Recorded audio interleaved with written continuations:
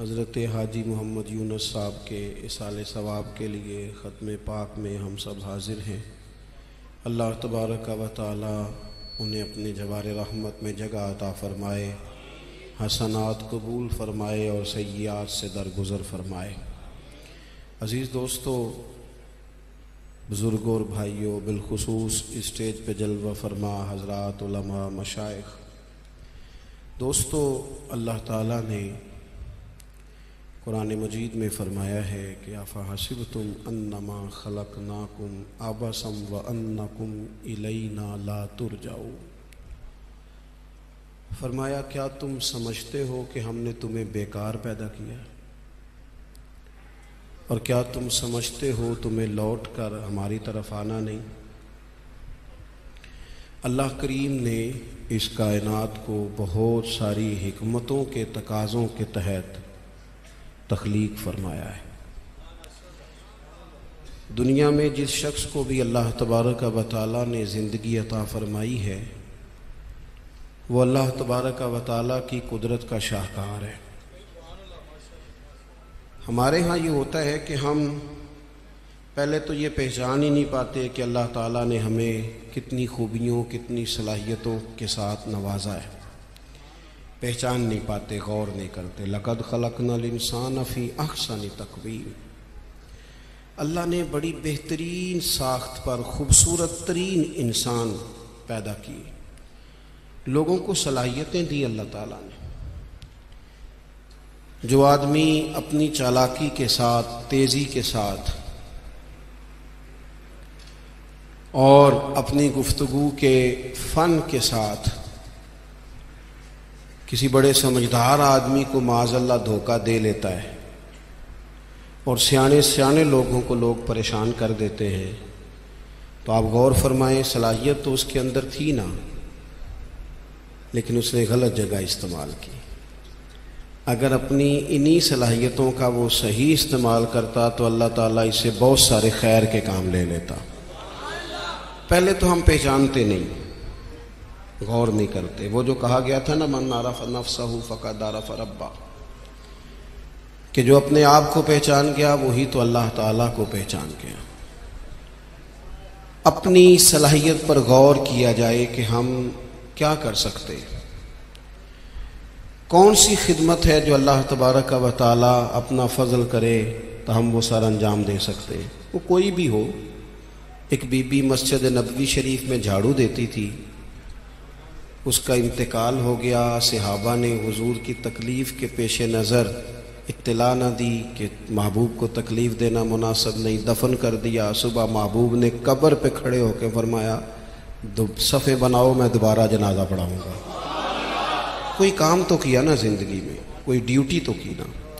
ایک تو ہم اپنی صلاحیت کو دیکھو، کسی نے کہا تھا کہ میں کسی شخص سے بیزار نہیں ہو سکتا کیونکہ ایک ذرہ بھی تو بیکار نہیں ہو سکتا۔ ایک تو اپنے آپ کو بیکار نہ سمجھے۔ ہمارے ہاں لوگ کمزور پڑ جاتے ہیں، میں غریب آدمی ہوں، میں پیچھے رہتا ہوں، میری کون سی فوٹو آتی ہے، میں کون سا چار لوگوں میں پہچانا جاتا ہوں، پیسے میرے پاس۔ یہ کمزوریاں ہیں، یہ خود اعتمادی کو ختم کرتی ہیں۔ اپنی صلاحیت کو پہچانا جائے، غور کیا جائے کہ ہم کیا ڈیوٹی زندگی میں کر سکتے ہیں، اس پر توجہ دی جائے۔ اور پھر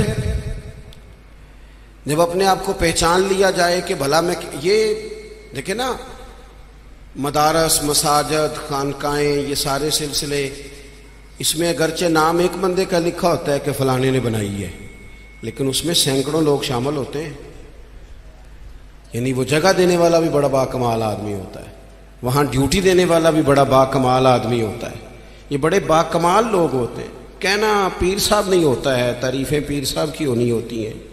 اور اب تو اللہ خیر کرے، بعض آستانوں پہ لوگوں نے باقاعدہ بندے رکھے ہوئے ہیں تعریفیں کرانے کے لیے۔ اللہ والوں کو اس کی ضرورت نہیں ہوتی۔ خوشبو کو بھی کبھی بتانا پڑا ہے کہ میں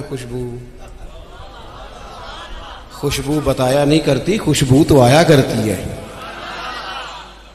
تو یہ نام تو قبلہ پیر صاحب کا ہی آئے گا، انہی کا ذکر آئے گا، چلے اچھے لوگ ہیں، آنا بھی چاہیے، لیکن بڑی خدمات ہوتی ہیں ان لوگوں کی جو آستانوں پہ ڈیوٹیاں کرتے ہیں۔ جو پیر صاحب کے آنے والے مہمانوں کی خدمت کرتے ہیں، جو وہاں رات کو دیکھتے ہیں، جو وہاں ڈیوٹی کرتے ہیں، اگر یہ سارے لوگ نہ ملیں تو کام ہوتا نہیں۔ تو ایک تو دیکھیں کہ صلاحیت کیا ہے، دوسری بات یہ کہ جب پتہ چل جائے تو پھر وقت کو بیکار ضائع نہ کریں۔ رب کے بندوں میں اور عام بندوں میں فرق کیا ہوتا ہے؟ عام لوگ وقت ضائع کرتے ہیں، رب کے بندے اپنے وقت کو قیمتی بنا کے رب رسول کو راضی کر لیتے ہیں۔ ہمارے اوقات ضائع ہوتے ہیں۔ ڈھیر سارے لوگ ہیں وہ کہتے ہیں میں بور ہو رہا ہوں، تو میں اکثر کہتا ہوں کہ بور ہونے کے لیے بھی تو ٹائم چاہیے نا، ہمیں تو ٹائم ہی نہیں ملتا، بھلا کس وقت بور ہو، ٹائم ہی نہیں ملتا۔ وہ جناب آپ پوچھیں کسی آدمی سے کہ یہاں کیوں کھڑے ہو، کہتے ہیں میں ٹائم پاس کر رہا ہوں، تو میرا کئی دفعہ دل کرتا ہے پوچھنے کو کہ آج آپ نے ایک سپارہ قرآن پاک کا پڑھا ہے؟ محبوب تو پوچھتے تھے نا صحابہ سے صبح کہ آج کسی نے جنازہ پڑھا ہے، مسکین کو کھانا کھلایا ہے، آج فلاں آدمی نے کوئی نیکی کی، محبوب سوال کرتے تھے۔ تو ٹائم پاس کر رہا ہوں، جی بھی اتنا ٹائم آیا کہاں سے جسے پاس کرنا پڑا؟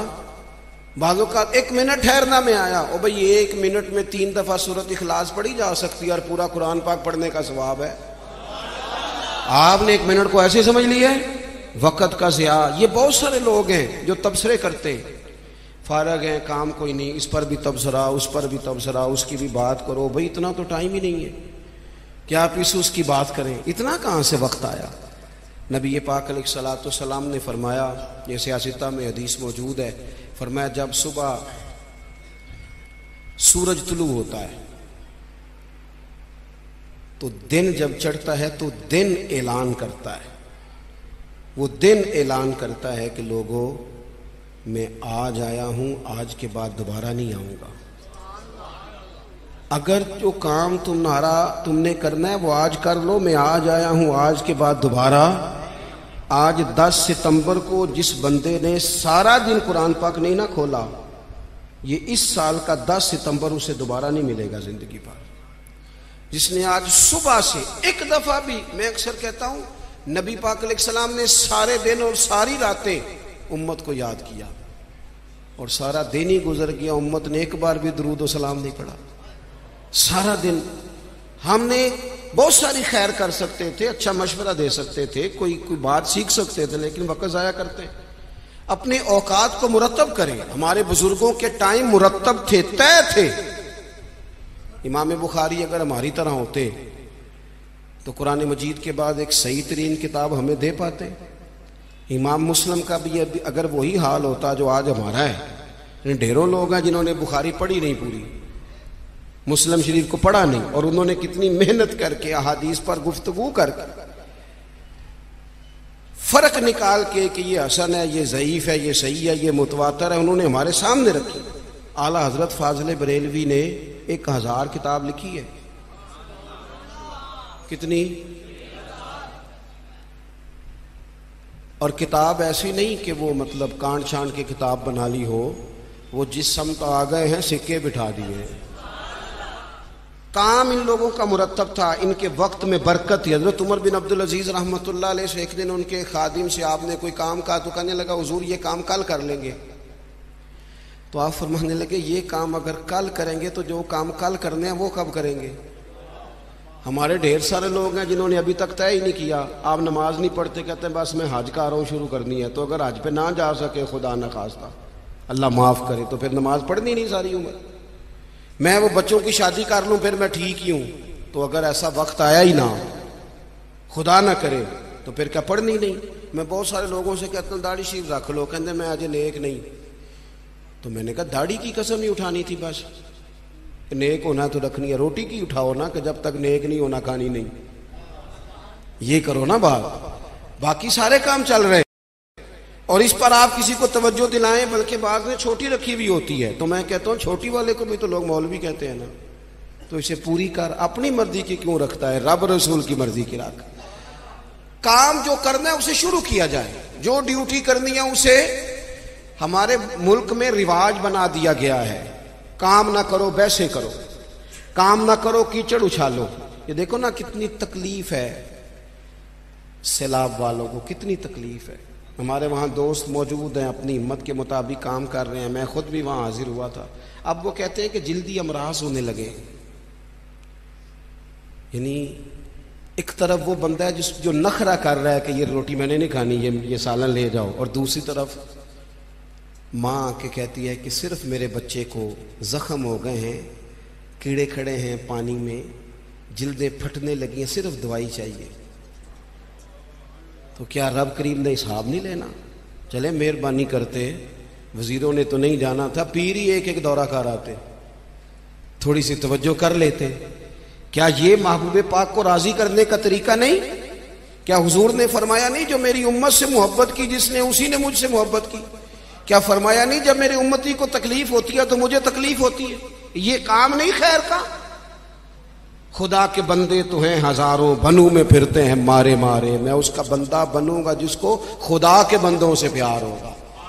اپنے اوقات کو مرتب کریں۔ ہمارے ہاں مزاج نہیں کام، یہ دیکھیں نا جلسے ہو رہے ہیں، آ رہا ہے فلانا، جا رہا ہے، یہ ہو رہا ہے، اور سب سیاسی جماعتیں اللہ ماشاءاللہ جتنے خرچے یہ ان کاموں پہ کرتے ہیں نا، اس سے آدھے خرچے اگر کریں۔ آپ گاڑیاں سجا رہے ہیں، فلان ہو رہا ہے، پجاروں نکلی ہوئی ہیں، فلاں کام ہو رہا ہے، اور دوسری طرف حال یہ ہے کہ لوگ چار پہیاں کھڑی کر کے ان کے اوپر چادریں ڈال کے اپنی بیٹیوں کو چھپائے بیٹھے ہیں۔ نہ ادھر ادھر کی تو بات کر، یہ بتا کہ قافلہ کیوں لٹا، مجھے رہزنوں سے غرض نہیں، تیری رہبری کا سوال ہے۔ تھوڑا سا توجہ دینے کی ضرورت ہے کہ ہم ترجیحات ہماری کیا ہیں، ہم اصل میں کرنا کیا چاہ رہے ہیں، ہمارا رستہ اور سفر کیا ہے۔ وہ ایک علاقے میں نا، بلکہ یہ میرپور جب ایک دفعہ تاریخ بتاتی ہے کہ سارا کسی حادثے سے ٹوٹ گیا تھا، تو ایک آفیسر کہتے ہیں میری یہاں ڈیوٹی تھی، کیونکہ شہر سارا ہی ایک دفعہ الٹ پلٹ ہو گیا تھا، تباہ ہو گیا تھا، تو میں نے دیکھا ایک بوڑھا شخص اور اس کی بیوی 2 بوریاں گدے پہ رکھے ہوئے آ رہے ہیں۔ میں نے آگے بڑھ کے سلام لی، بابا جی کدھر جا رہے ہو؟ کہنے لگے پوچھنا تھا وہ بیت المال کا دفتر کہاں ہے، کہاں جہاں خزانہ جمع کرایا جا رہا ہے؟ تو میں نے کہا بابا جی میں ہی ہوں دفتر کا آفیسر، آپ نے کیا جمع کرانا ہے؟ تو کہنے لگے میں نے اور میری بیوی نے کانپتے اور بوڑھے ہاتھوں سے محنت کر کے یہ کچھ سونا چاندی ملبے کے نیچے سے نکالا ہے، بیت المال میں جمع کرانا ہے۔ تو میں نے کہا بابا سارے لوگ گھر لے جاتے ہیں، آپ بیت المال میں لے آئے؟ کہنے لگے پتر شہر سارا ٹوٹ گیا ہے، یہاں ہمارے بزرگوں کی قبریں ہیں، ہم تعاون کرنا چاہتے ہیں، ہمارا شہر پھر